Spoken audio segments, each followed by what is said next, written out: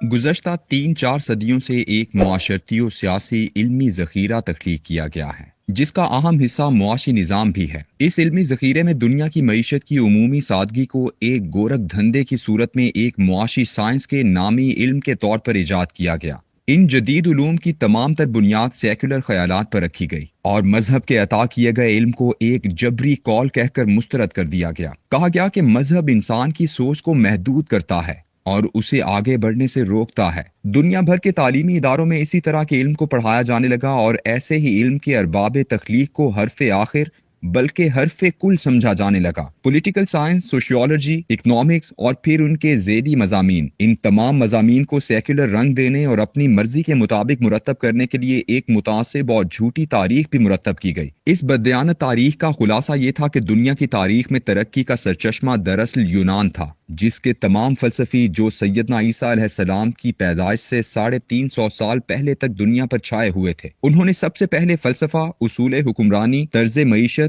तिब और दीगर तमाम उलूम में दुनिया की रहनुमाई की थी। लेकिन उनके जाने के बाद एक तहजीबी जवाल का दौर शुरू हो गया और दुनिया मुआशी, मुआशरती और सियासी एतबार से एक तवील तारीकी में डूब गई। इस अरसे को वो तारीक अदवार कहते हैं, जो 5वीं सदी ईस्वी से 15वीं सदी ईस्वी या बास के नजदीक 11वीं सदी तक फैले हुए हैं। ये इस्तिलाह रोम के मशहूर दानिशवर फ्रांसेस्को पेट्रार्का उर्फ आम में पेट्रार्क के नाम से याद किया जाता है। ये शख्स यूरोप में तहरीक अहयाए उलूम के दौर का शायर और फलसफी था, जो 1374 में फौत हुआ। उसके बाद हर आने वाले मौर्रिख ने उसी के दिए हुए इस तसव्वुर की जगाली की, यहाँ तक कि ताज़ा तरीन फिलोसोफर और मौर्रिख विल ड्यूरेंट ने अपनी 11 जिल्दों पर मुश्तमिल किताब तहजीब की कहानी तहरीर की, तो उसने भी इन 7 सदियों का जिक्र एक छोटी सी जिल्द में किया और उसका नाम भी मुसलमानों या इस्लाम के हवाले से नहीं रखा, बल्कि अपने तासुब का इजहार करते हुए उसे हमारा शानदार मशरिक का नाम दिया गया। विल ड्यूरेंट की यह तारीख 1935 में छपना शुरू हुई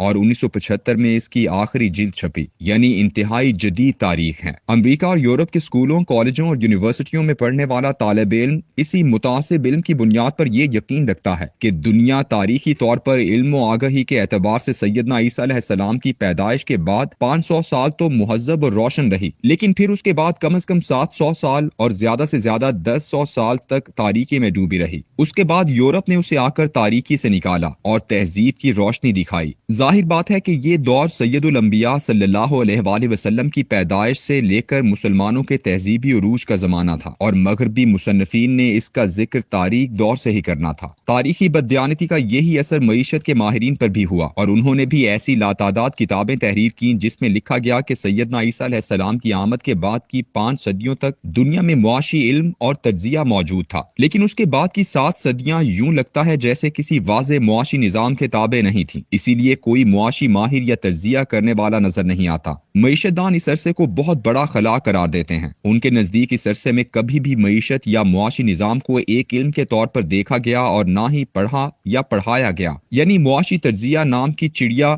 इन 700 सालों के अरसे में मौजूद ही नहीं थी। इस मुतासिब तस्वुर को जदीद दौर के एक बहुत बड़े सियासी मईशतदान जोसेफ एलोस शॉम पीटर ने कई जिल्दों पर मुश्तमिल एक किताब मुआशी तज्जिये की तारीख में अपने मखसूस दलाइल के साथ इकट्ठा किया है। ये शख्स मशहूर मईशतदान केन्स का हम असर था। ये 1919 में थोड़े अरसे के लिए जर्मन ऑस्ट्रिया हुकूमत में वजीर खजाना रहा और फिर अपनी मखसूस मजहबी बैकग्राउंड की वजह से 1932 में अमरीका हिजरत करने पर मजबूर हुआ और वहां हार्वर्ड यूनिवर्सिटी में प्रोफेसर लग गया। उसने मुआशी तज्जियाकारी की एक तवील तारीख मुरतब की, मगर उसने वैसी ही बदयानती की जो दीगर मौजुआत पर तारीख लिखने वाले मगरबी तारीख दानों ने मुसलमानों के साथ रवा रखी। उसने लिखा है कि मईशत, उसके निजाम हायकार और उनके तज्जिये का आगाज यूनानी फलसफियों के दौर में शुरू हुआ और फिर उनके बाद दोबारा कोई आलिम, मुफक्किर या मुआशी माहिर ऐसा पैदा ना हुआ जो इस मुआशी तज्जिये की साइंस का अहया कर सके। यहाँ तक कि यूरोप से ही इस इल्म का दोबारा आगाज सेंट थॉमस एक्वांस ने किया। ये शख्स यूरोप की तहरीक अहयाए उलूम के इब्तिदाई अय्याम में पैदा होने वाला एक पादरी था जो फलसफा और सियासियात वगैरह पर किताबें तहरीर करता था। इसकी शोहरत इसकी थियरी फितरी मजहबियत की वजह से है, जिसके तहत उसने पहली दफा ईसाइयत के बारे में ये तसव्वुर दिया कि खुदा दरअसल अकीदे की बात नहीं है बल्कि अक्ल की भी तख्लीक होना चाहिए। यहीं से यूरोप में अक़लियत परस्ती का आगाज हुआ